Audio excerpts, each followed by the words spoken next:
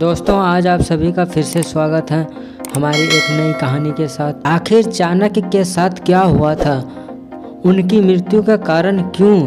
वो स्वयं हैं या कोई और हैं? चलिए आज इस कहानी में जानते हैं। आचार्य चाणक्य के जीवन से जुड़ी कई सारे बातें, उसका नाम, जन्म, उनके द्वारा अपने जीवन में किए गए महान कार्य जैसे कि अर्थशास्त्र जैसी महान ग्रंथ का लेखक करना, जिसमें उन्होंने जीवन में विभिन्न जीवन पहलुओं को हिम्मत से पार कर सकने का ज्ञान प्रदान किया है।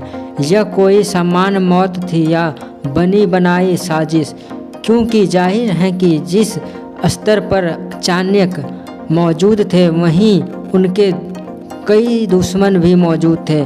उनकी मृत्यु को लेकर इतिहास के पन्नों में एक नहीं अनेक कहानियाँ प्रचलित हैं, लेकिन कौन सी सच है ये कोई नहीं जानता। आचार्य चाणक्य की मौत को लेकर इतिहास के पन्नों में से दो कहानियाँ खोजी गई हैं, लेकिन कौन सी सही हैं इस सार तक कोई नहीं पहुंच पाया। महान शोधकर्ता भी आज तक यह जान नहीं पाया कि आचार्य चाणक्य के साथ क्या हुआ था। उनकी मृत्यु के कारण क्या वो स्वयं थे या फिर कोई और? जो दो कहानियाँ प्रचलित हैं उनमें से पहली कहानी के अनुसार शायद आचार्य चाणक्य ने जब तक अन्न और जल का त्याग किया था जब तक मृत्यु नहीं आई, परंतु दूसरे कहानी के अनुसार वो किसी दुश्मन के पीड़न के शिकार हुए थे जिनकी वजह से उनकी मौत हुई। ऐतिहासिक तत्वों के अनुसार एक आम से बालक चंद्रगुप्त मौर्य को आचार्य चाणक्य ने सम्राट बनाया, मौर्य वंश का राजा बनाया और एक बड़ा साम्राज्य उनके हाथों में सौंपा और उसका नाम इतिहास के पन्नों में सुनहरे अक्षरों में लिखवा दिया। आचार्य चाणक्य की सीख से चंद्रगुप्त मौर्य ने मौर्य वंश को एक नया रूप दिया।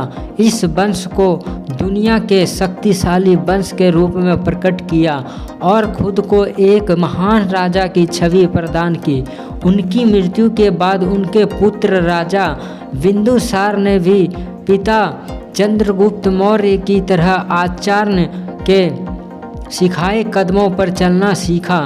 चंद्रगुप्त मौर्य की तरह ही आचार्य के बिंदुसार को भी एक सफल राजा होने का पाठ पढ़ाया।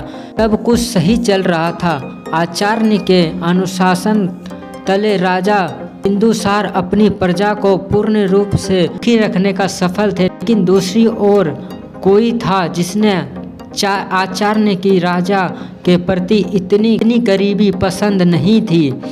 वही थी शिबंदु राजा। बिंदुसार का मंत्री को जो कुछ भी करके आचार्य चाणक्य को राजा से दूर कर देना चाहता था। मंत्री जो कुछ भी करके आचार्य चाणक्य को राजा से दूर कर देना चाहता था। इसके लिए उनने कई षड्यंत्र रचे। उनने राजा को आचार्य चाणक्य के विरुद्ध करने के विभिन्न प्रयास किए, जिसमें से एक था राजा के मन में कई ये गलतफहमी उत्पन्न करना कि उनकी माता की मृत्यु के कारण कोई और नहीं वरन स्वयं आचार्य चाणक्य ही हैं। ऐसा करने में शिबंदु कुछ मायनकों में सफल भी हुए। धीरे धीरे राजा और आचार्य में दूरियां बढ़ने लगी। यह दूरियां इतनी बढ़ गई कि आचार्य सम्राट बिंदुसार को कुछ भी समझा सकने समर्थन थे। अतः उन्होंने महल छोड़कर जाने के फैसला कर लिया और एक दिन वो चुपचाप महल से निकल गए। उनके जाने के बाद जिस दाई ने बिंदुसार का माता जी का ख्याल रखा था, उन्होंने उनकी मृत्यु का राज सबको बताया। उस दाई के अनुसार जब कभी शत्रु उन्हें विष का सेवन कराकर मारने की कोशिश भी कर तो उसकी राजा पर कोई असर ना हो, लेकिन एक दिन विष मिलाकर हुआ खाना राजा की पत्नी ने ग्रहण कर लिया, जो उस समय गर्भवती थी। विष में खाते ही उनकी तबीयत बिगड़ने लगी। जब आचार्य को इस बात का पता चला तो उन्होंने तुरंत रानी के गर्भ से को काटकर उनमें से शिशु को बाहर निकाला और राजा के वंश की रक्षा की। यह शिशु आगे चलकर राजा बिंदुसार के रूप में व्याख्यात हुए। आचार्य चारण ने ऐसा करने से मौर्य साम्राज्य के वंश को खत्म होने से बचाया था, लेकिन बाद में किसी ने यह गलत अफवाह फैला दी कि रानी की मृत्यु आचार्य की वजह से हुई।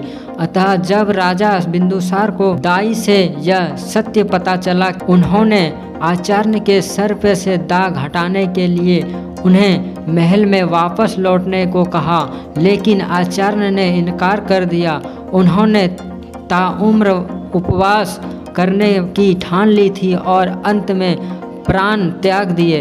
परंतु एक दिन दूसरी कहानी के अनुसार राजा के मंत्री सुबंधु ने आचार्य को जिंदा जलाने की कोशिश की, जिसमें से सफल भी हुए। आचार्य चाणक्य के जीवन के हर क्षेत्र सफल होने के सूत्र बताए हैं। दोस्तों, कैसी लगी हमारी कहानी? अगर आप लोगों को अच्छी लगी तो लाइक करें, सब्सक्राइब करें एंड शेयर करें अपने दोस्तों के साथ।